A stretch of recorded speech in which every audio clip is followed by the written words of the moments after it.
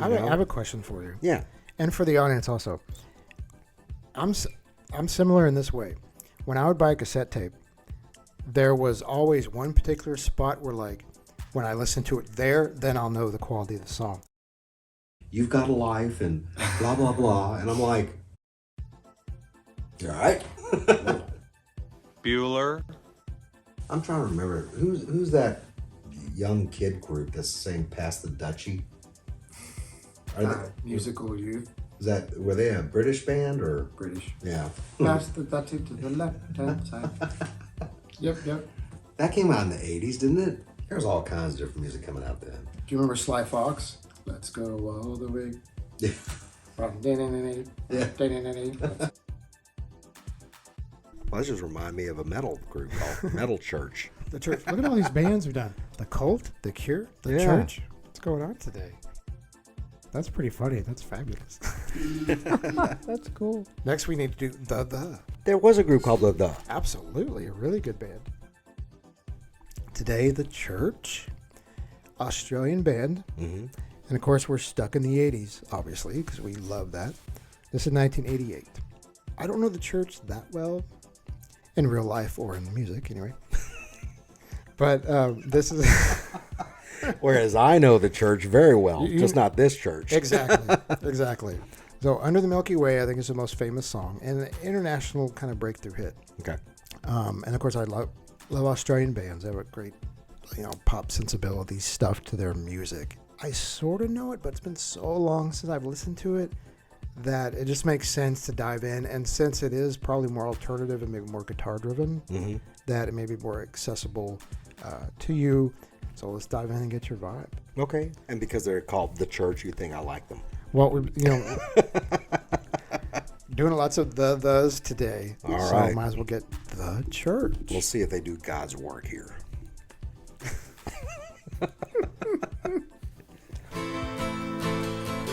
You might be inspired enough.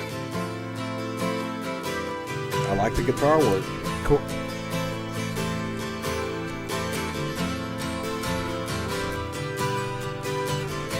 Sometimes when this place gets kinda empty, sound of their breath fades Like with the voice. lights. Kind of whispery. I think about the loveless fascination under the Milky Way tonight. Lower the curtain down, Memphis. Lower the curtain down, alright. Carry on the Frame's great. I got no time for private consultation under the Milky Way tonight. Wish I knew what you were looking for. Might have known what you would find. And it's something quite peculiar, something shimmering and white. It leads you here despite your destination under the Milky Way tonight. Wish I knew what you were looking for. Might have known what you would find. Wish I knew what you were looking for. Might have known what you would find.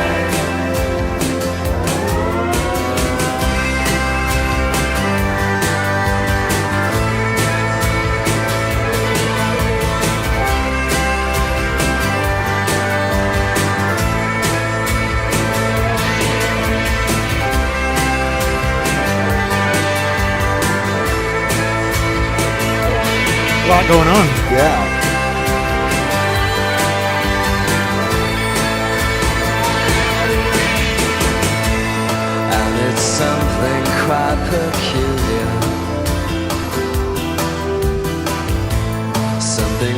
shimmering and white,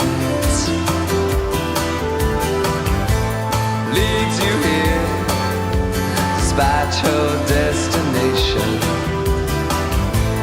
under the Milky Way tonight.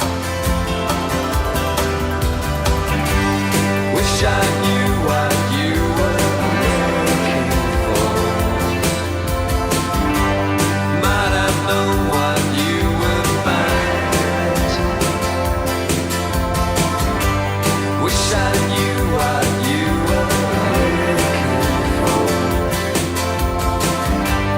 Might have known what you would find.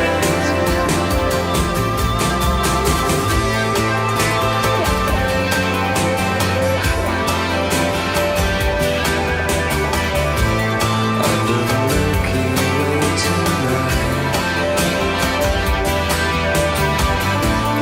Under the Milky Way tonight. Under the Milky Way tonight.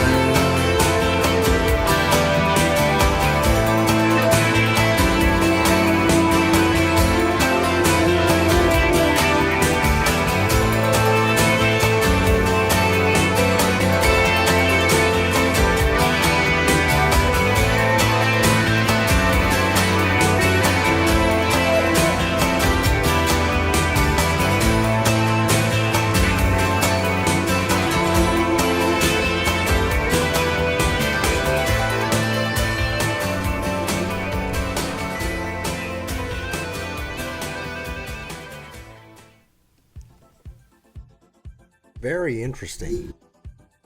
It was a really good mix. You could hear so much going on. Right. I mean, the guitar work was very, very good. I almost heard hint of Jimi Hendrix Really? in some of the lead or Okay. the the guitar solo. A lot of wah wah in there, but not overdone. Yeah. If you like what we're doing here, we'd appreciate a like and subscribe. Helps grow the channel. You know how that goes. And it gives us opportunities to provide more of this type of content to you. The voice was good. Really good. The drums, I was really surprised. You just had the bass, and then you had the lower, higher bass, snare. It was just as like a snare sound. Yeah. It's like Very percussive. So, kind of really reserved back on that. yeah, so I think they wanted to highlight the guitars and the vocals. The drums just kept a beat. I mean, the guy did okay, but how much can you do? This song, just take this one off. Just gonna. Right, so just take 3 of those drum pieces off. You don't There need you go. those. It was very. It was interesting because it was kind of intricate in what it was doing, and it wasn't based on, since it was a guitar-driven song, and it was kind of chill. I can see where if you put some wrong elements in there, it would just seem too messy. Yeah. And the visuals with the video really good too. I was probably the girl that was holding the blank frame. Half my life I've been carrying blank frames around, being in the art industry. Right. All I do is deal with blank frames. So that was interesting. Yeah, very I feel like I'm interesting. just lost in the art world. I was carrying frames around. I'm looking for the perfect picture. Exactly. So that was kind of cool. That was Yeah. kind of cool. But like I said, his voice was awesome. This is much better than I remember. I don't know why.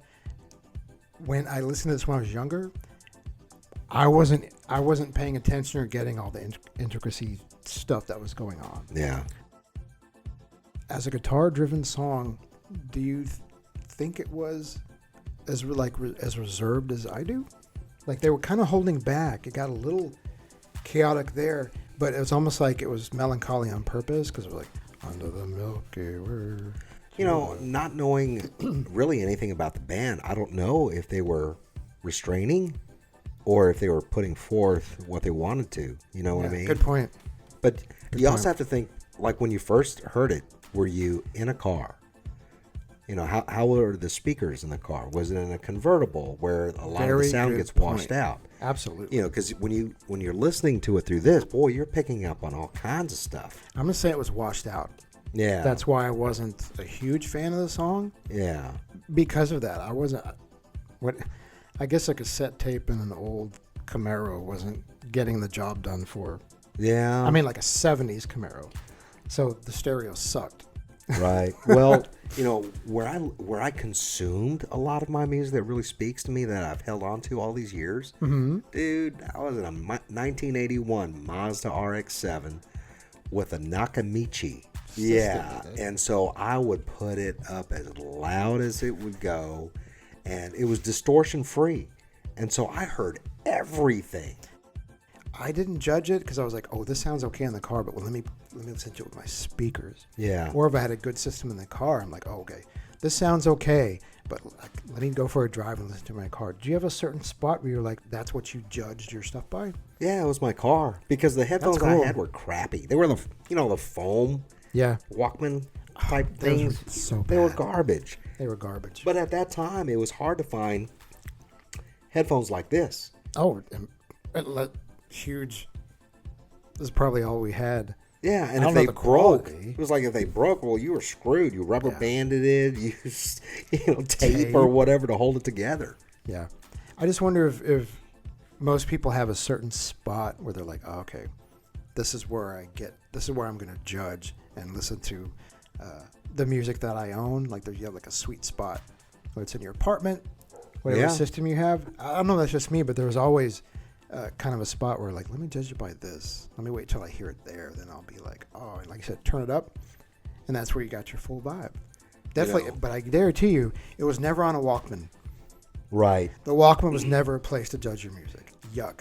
Yeah, and the reason probably why I love Metallica so much, and where I heard it from, for those of you not familiar with West Point, that is the United States Military Academy, one of the oldest institutions in the United States for college, and you go to the Army when you graduate. And Army. so we had barracks. We call them barracks. Other colleges, they call their living quarters for students dorms. Right. And we had a 6-story granite barracks. Wow. And it circled, or not in circle, but it surrounded this area known as Central Area. Okay. And on Saturdays, any cadets that had walking tours, it's discipline for trouble they got into, Okay. they have to suit up in their finest suit or uniform, Yeah. polish their rifle and all this stuff, and they just march back and forth for however many hours they were in trouble. Wow. And my buddy, my roommate, had Bose 901 speakers. Okay, for those of you that don't know, back in the day, they were it. That was what you want. Right. He had a Yamaha amp.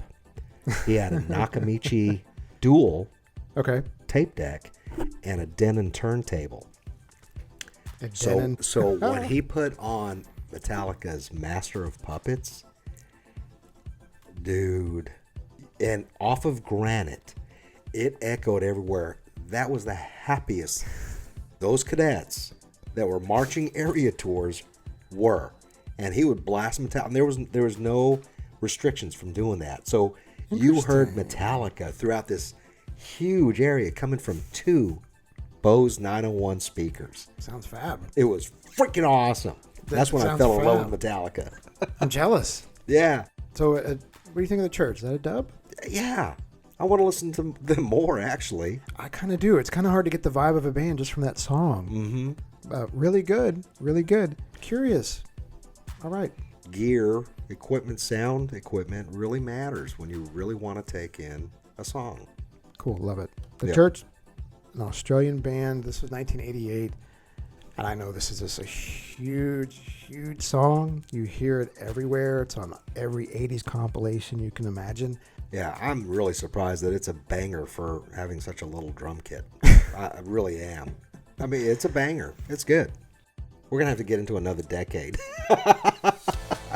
So we had an 80s day. So what? Yeah, that's all right. We'll diversify. But good stuff today. Thank you for watching the show. We will see you next time. See ya.